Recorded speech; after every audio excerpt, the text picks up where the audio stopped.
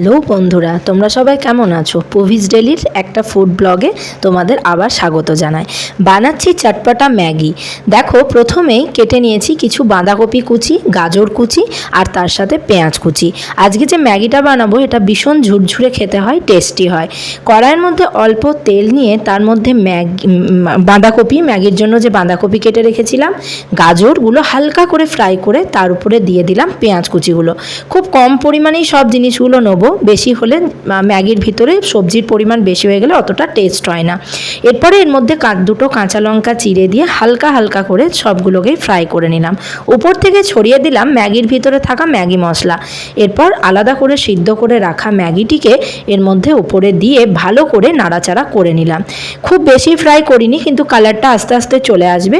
এরপরে এর মধ্যে একটু সস অ্যাড করব, যেন এটার মধ্যে একটু রেডিশ ভাবটা আসে আর দেখতেও ভীষণ সুন্দর হয়।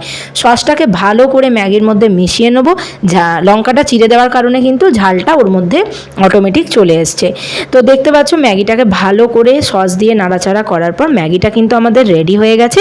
এবার এটাকে গরম গরম একটা প্লেটে সার্ভ করে টেস্ট করার পালা। চলো দেখি ম্যাগিটা খেতে কেমন হয়েছে। সুন্দর ম্যাগিটা প্লেটে সার্ভ করে নিলাম।